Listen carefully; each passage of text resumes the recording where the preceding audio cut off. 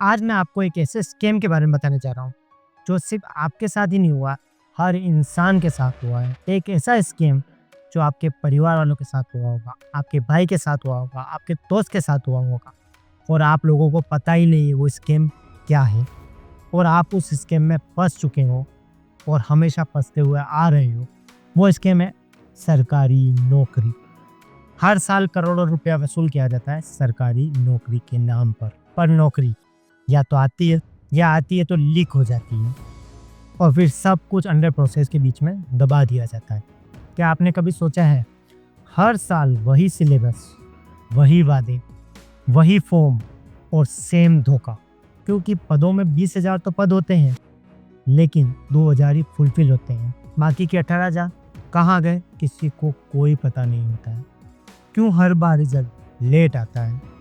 क्यों जब आप सब सड़कों पे उतरते हैं तो आपको सिर्फ लाठी खाने को मिलता है पर कोई जवाब नहीं मिलता है? मैं आज आपको दिखाने जा रहा हूँ एक ऐसा सिस्टम जिसने करोड़ों युवाओं के सपनों की कब्र बना दी और शायद अगली बारी आपकी है। तो देखते रहिए, यह कहानी किसी और की नहीं बल्कि आपकी है।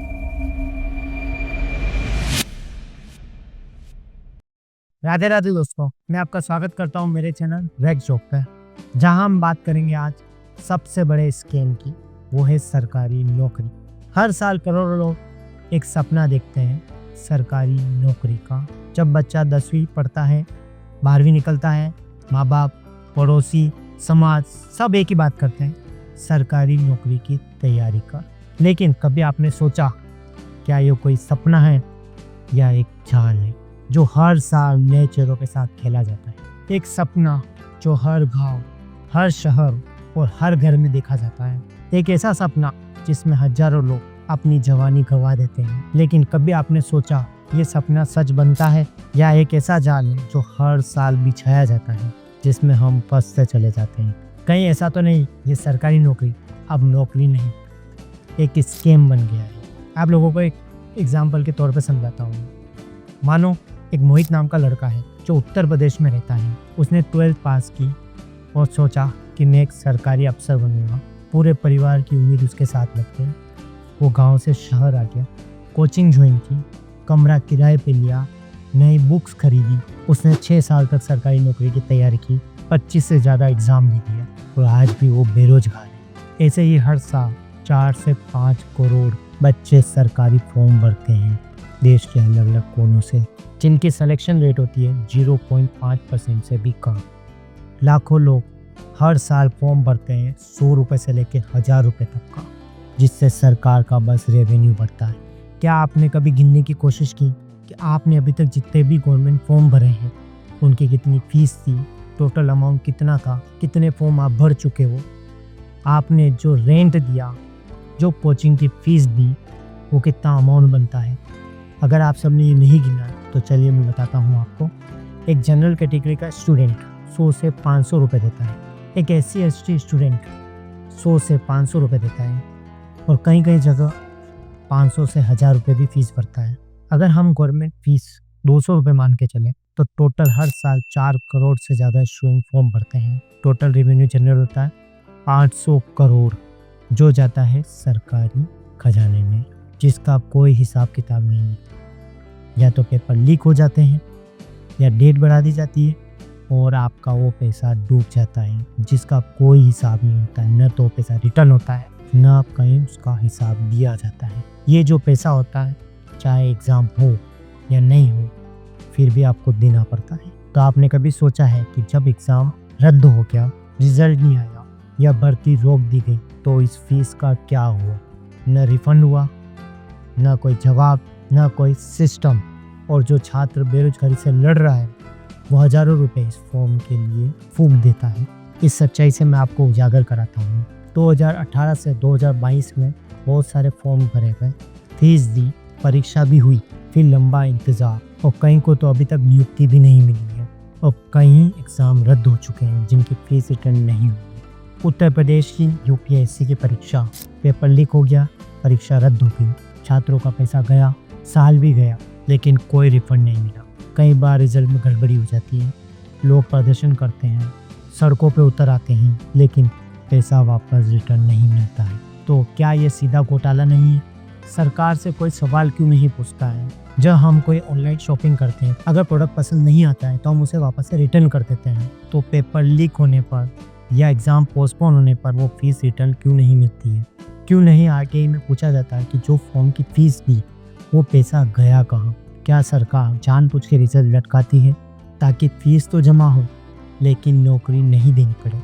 सरकार आप लोगों से फीस लेती है, उम्मीद देती है, फिर आपकी जवानी छीन लेती है। हर साल करोड़ों रुपया फीस के थ्रू सरकार में जाता है, तो उन करोड़ों युवाओं को जवाब मिलना चाहिए ना सरकार की तरफ से। बाकी तो ये कोई सिस्टम ही नहीं है, सिर्फ एक बिजनेस चल रहा है सरकार की तरफ से और एक आपके भविष्य का बिजनेस हो रहा है।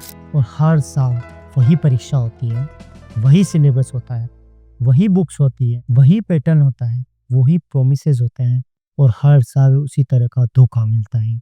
क्या आपने कभी गौर किया?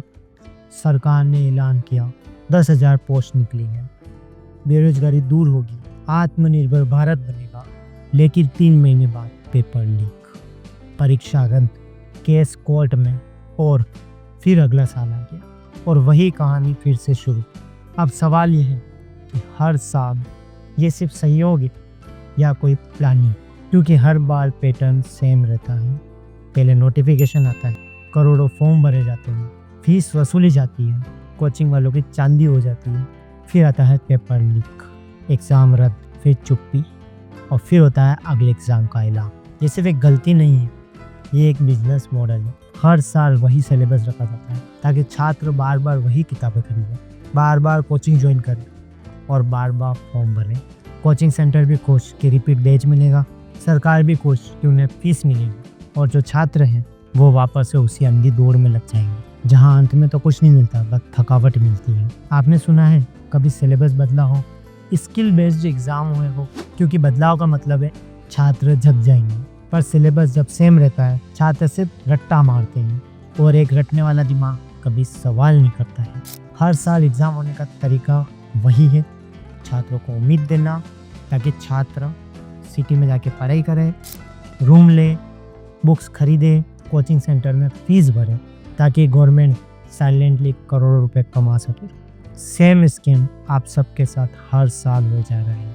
क्या आपने कभी पूछा कि सिलेबस में प्रैक्टिकल क्यों नहीं है? जब हर कॉलेज में सिखाया जाता है प्रैक्टिकल इज़ मोर इम्पोर्टेंट, तो क्यों यहाँ पर प्रैक्टिकल नॉलेज नहीं दिया जाता है? सॉफ्ट स्किल क्यों नहीं सिखाई जाती? कम्युनिकेशन क्यों नहीं सिखाया जाता? लीडरशिप, क्रिएटिविटी कुछ क्यों नहीं सिखाया जाता है? क्यों एग्ज़ाम में सिर्फ रट्टा मार की मशीन बनाई जाती है? क्योंकि छात्र अगर सोचने लगेगा तो सरकार से सवाल पूछेगा, अगर सरकार से सवाल पूछेगा तो बिजनेस मॉडल खतरे में पड़ जाएगा। इसलिए तो सरकार यही करती है, सेम सिलेबस दे दो, सेम बुक्स दे दो, कोचिंग में भेज दो ताकि वो कभी समझ ही नहीं सके कि वो पढ़ नहीं रहा है। एक सिस्टम का हिस्सा बन चुका है, एक ऐसी फैक्ट्री जहाँ सपने बनते नहीं बिकते हैं। अब वक्त आ गया है पूछने का कि इस सिलेबस में हमें कुछ सिखाया क्यों नहीं जाता है? यहाँ क्यों दिखाया जाता है कि हम उसी ट्रैप में फंसे जा रहे हैं जहाँ सिलेबस पुराना है और सिस्टम बहरा है और धोखा नया है, दोहराया हुआ। अगर आपको वीडियो पसंद आया हो तो नेक्स्ट पार्ट के लिए कमेंट में लिखिए कि आपको नेक्स्ट पार्ट चाहिए। मैं नेक्स्ट वीडियो में बताऊंगा कि आप इस स्कैम से कैसे बाहर निकल सकते हो, क्या स्किल अपना सकते हो ताकि आपको इस सिस्टम से आज़ादी मिले। तो मिलते हैं नेक्स्ट वीडियो में। Thank you.